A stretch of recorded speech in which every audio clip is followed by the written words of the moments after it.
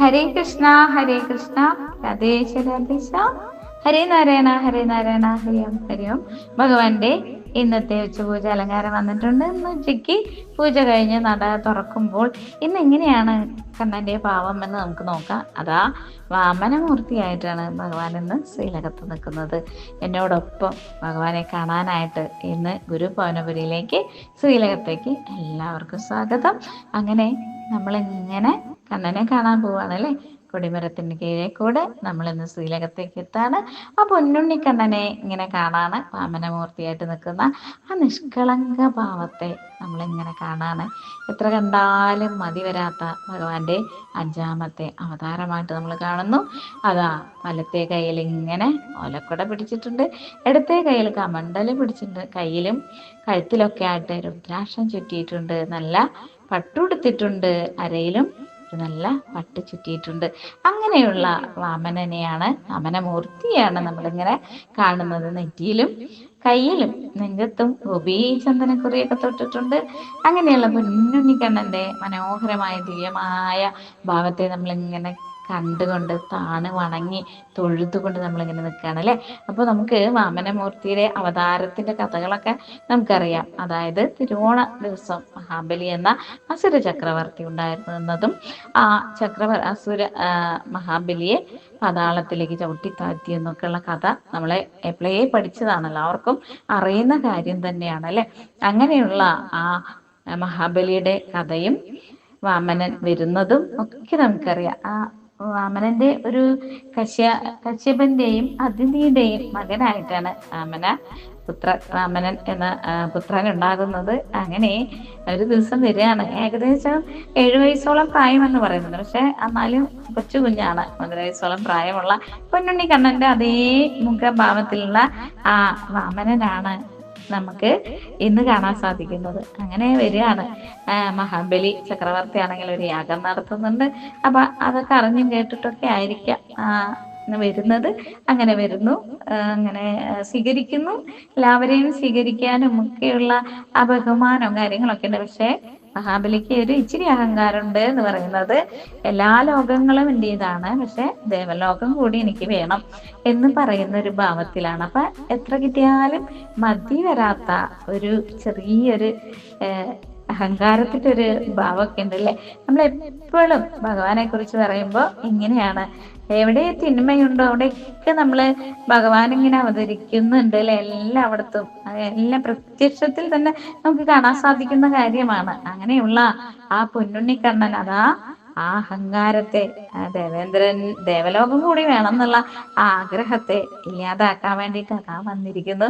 ഒരു കൊച്ചു കുഞ്ഞായിട്ട് കാണുമ്പോൾ അത്ര വലിയ ഒരു ആളൊന്നുമല്ല, ചീവോളുള്ള. അപ്പൊ അങ്ങനെയുള്ള ആർക്കും അങ്ങനെ അത്ര ഇതൊന്നും തോന്നൂല. അങ്ങനെയുള്ള ഒരു പയ്യനായിട്ട് വരുന്നു. അതാണ് വാമനമൂർത്തി അവതാരം എന്ന് പറയുന്നത്. അങ്ങനെ സ്വീകരിച്ചിരുത്തുന്നു. അങ്ങനെ 3 അടി മണ്ണാണ് ചോദിക്കുന്നത്. നിങ്ങൾക്കറിയാം കഥ. 3 അടി മണ്ണാണ് ചോദിക്കുന്നത്. അപ്പൊ അങ്ങനെ അത്രയല്ലേ വേണ്ടുള്ളൂ, 3 അടിയല്ലേ വേണ്ടുള്ളൂ എന്നൊക്കെ, ഇത്രയേ ഉള്ളൂല്ലോ ആവശ്യം എന്നൊക്കെ പറയാണ് മഹാബലി കേട്ടോ. അങ്ങനെ ആ 3 അടി മണ്ണ് എടുക്കുന്ന ഭാവമാണ്. പെട്ടെന്ന് അങ്ങോട്ട് വാമനമൂർത്തി സശാൽ ഭഗവാനായിട്ടുള്ള ആ പ്രപഞ്ച ശക്തിയായിട്ട് മാറുന്നു. അങ്ങനെ ആകാശം മുഴുവനും 14 ഉലകങ്ങളും ലോകങ്ങളും ഒക്കെ ഒരൊറ്റ കാൽവയ്പ് കൊണ്ട്, അങ്ങനെ ഭൂമിയും മറ്റു 2 കാൽവയ്പ് കൊണ്ട് എല്ലാം അങ്ങ് അളന്നെടുക്കുകയാണ്. ഇനി 3ാമത്തെ കാലം എവിടെ വെക്കും, അതാണ് ചോദ്യം. അങ്ങനെ 3ാമത്തെ കാലം എവിടെയാണ് വെക്കേണ്ടത് എന്ന് അന്തം വിട്ട് നിൽക്കുകയാണ്. സാധാരണ വാമനമൂർത്തിയായിട്ട് തന്നെ ഇങ്ങനെ കൊച്ചു കുഞ്ഞായിട്ട് തന്നെയാണ് നിൽക്കുന്നത്. അങ്ങനെ നിൽക്കുമ്പോഴാണ് ഭഗവാന്റെ ആ ഭാവത്തെ മഹാബലി ചക്രവർത്തി മനസ്സിലാക്കുന്നത്. അങ്ങനെ ഭഗവാനാണ് ഇതെന്ന് മനസ്സിലാക്കുന്നു. ആ പുണ്യപാദങ്ങൾ എൻ്റെ ശിരസിൽ വെച്ചോളൂ എന്ന് വളരെ താഴ്മയോടുകൂടി പറയാണ്. ആ ഒരു താഴ്മയാണ് നമ്മളിവിടെ ഭഗവാന്റെ വാമനാവതാരത്തിൽ കാണുന്നത്. ആ താഴ്മയോടുകൂടി ആ കാലും ശിരസിൽ വെക്കുന്നു. അങ്ങനെയാണ് പാതാളത്തിലേക്ക് പോകുന്നത്. അവിടെ ആ പാതാള ലോകം മുഴുവൻ ഭരിക്കാനും അവിടുത്തെ രാജാവാക്കാനും പിന്നീട് കാവലായിട്ട് ഭഗവാൻ തന്നെ നിൽക്കാം എന്നുള്ള ആ ഒരു രീതിയിലാണ് ഈ ഒരു കഥ വരുന്നത്. അങ്ങനെയുള്ള വാമനമൂർത്തിയാണ് നമ്മൾ ഇന്ന് കാണുന്നത്. വാമനമൂർത്തി ഇപ്പൊ നമുക്ക് എല്ലാവർക്കും നമുക്ക് ഇങ്ങനെ എവിടെയൊക്കെ തിന്മയുണ്ടോ അവിടെയൊക്കെ ആ നന്മയെ കൊണ്ടുവരാൻ വേണ്ടി ഭഗവാൻ ഇങ്ങനെ ഓരോ ഭാവത്തിൽ വരുമെന്ന് നമുക്ക് എല്ലാവർക്കും അറിയാലേ. കണ്ണൻ അതാണ്, പൊന്നുണ്ണിക്കണ്ണൻ അതാണ്.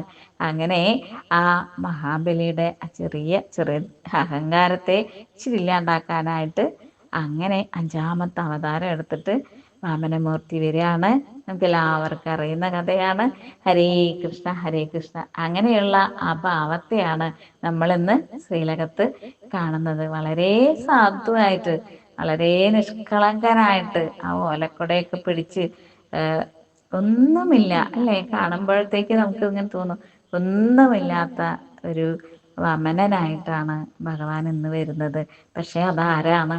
സശാൽ പരബ്രഹ്മമാണ്, സശാൽ നാരായണനാണ്. അറിയാലേ എല്ലാവർക്കും. അങ്ങനെ നമ്മളോട് ഇന്ന് ആ സത്യത്തെ ഇങ്ങനെ വിളിച്ചോതുന്ന, നമ്മൾക്ക് പറഞ്ഞു തരുന്ന, നമ്മളെ മനസ്സിലാക്കി തരുന്ന ആ ഒരു ഭാവത്തിൽ, വാമനമൂർത്തിയുടെ ഭാവത്തിൽ ഞാൻ ആരാണ് എന്ന് മനസ്സിലാക്കുന്ന ഒരു ഭാവമാണ് നമ്മളിന്ന് ശ്രീലകത്ത് കാണുന്നത്. അങ്ങനെ ഭഗവാൻ ഇങ്ങനെ ഓരോ അവതാരത്തിൽ ഇങ്ങനെ പ്രത്യക്ഷപ്പെടുമ്പോൾ എല്ലാറ്റിനും പിന്നിൽ നമുക്ക് മനുഷ്യരായിട്ടുള്ള, ഞാൻ എപ്പോഴും പറയുന്നതാണ്, ഇങ്ങനെ നമ്മൾ മനുഷ്യരായിട്ട് ആളുകളുടെ ഇങ്ങനെ ഇടയിലൂടെ, നമ്മുടെ മനസ്സിലൂടെ ശശാൻ ഭഗവാനാണ് നമ്മുടെ ഉള്ളിലൂടെ ഒക്കെ ഇങ്ങനെ കടന്നു പോകുമ്പോ നമ്മളിലൊക്കെ ഇങ്ങനെ ചെറിയ ചെറിയ അഹങ്കാരമൊക്കെ എന്നൊക്കെ പറയാല്ലേ. അങ്ങനെ ഇത് കിട്ടിയാൽ പോരാ, 10 കിട്ടുകിൽ 100 മതിയെന്നും, 100 കിട്ടിയാൽ സഹസ്രം മതിയെന്നൊക്കെ പൂന്താനം പാടുന്നത് പോലെ എത്ര കിട്ടിയാലും മതി വരാത്ത നമ്മുടെ ആഗ്രഹങ്ങൾക്ക് ഒക്കെ ഒരു ചെറിയൊരു ഉദാഹരണമായിട്ടാണ് ഇന്ന് വാമനമൂർത്തിയായിട്ട് സശാൽ പൊന്നു ഗുരുവായൂരപ്പൻ നമ്മുടെ മുന്നിൽ വന്നു നിൽക്കുന്നത്. എത്രയോ ലാളിത്യമായ ഭാവത്തെയാണ് നമ്മളിന്ന് ശ്രീലകത്ത് കാണുന്നത്. ഈ വാമനമൂർത്തിക്ക് എന്തെങ്കിലും ഉണ്ടോ? ഒന്ന് നോക്കൂ, എന്തെങ്കിലും ഭാവത്തിലോ. ഇത്ര എളിമയോട് കൂടിയാണ് ഭഗവാൻ അവിടെ നിൽക്കുന്നത്.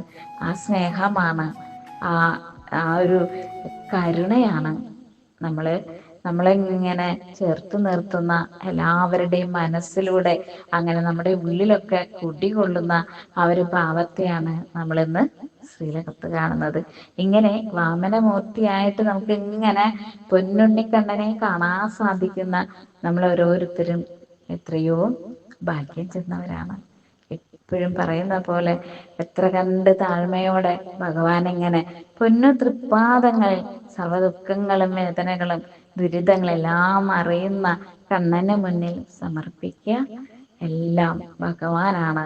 എല്ലാറ്റിനും കണ്ണനറിയാം, ഭഗവാൻ അറിയാം നമ്മളെ എവിടെ കൊണ്ടെത്തിക്കണം എന്നും, നമ്മളെ ഏത് ലക്ഷ്യസ്ഥാനത്തിലേക്ക് എങ്ങനെ കൊണ്ടുപോകണമെന്നൊക്കെ കണ്ണനെ അറിയാം. നമ്മൾ ആരെങ്കിലും പറഞ്ഞു കൊടുക്കണോ? വേണ്ട. നമ്മളെ എല്ലാ കാര്യങ്ങളും മുൻപേ അറിയുന്നവനാണ് സശാൽ പൊന്നു ഗുരുവായൂരപ്പൻ. ആ പൊന്നു ഗുരുവായൂരപ്പന്റെ തൃപ്പാദങ്ങളിൽ നിന്ന് വീണ് നമസ്കരിച്ചുകൊണ്ട് ആ വാമനമൂർത്തിയായിട്ടുള്ള ആ പൊന്നു ഗുരുവായൂരപ്പനെ താണു വണങ്ങിക്കൊണ്ട് സർവ്വ ദുഃഖങ്ങളും ഭഗവാനിലേക്ക് അർപ്പിച്ചുകൊണ്ട് എത്ര കണ്ട് എളിമയോടുകൂടി താഴ്മയോടുകൂടി എല്ലാവരെയും വന്ദിച്ചുകൊണ്ട് ജീവിക്കാൻ ഓരോരുത്തർക്കും സാധിക്കട്ടെ.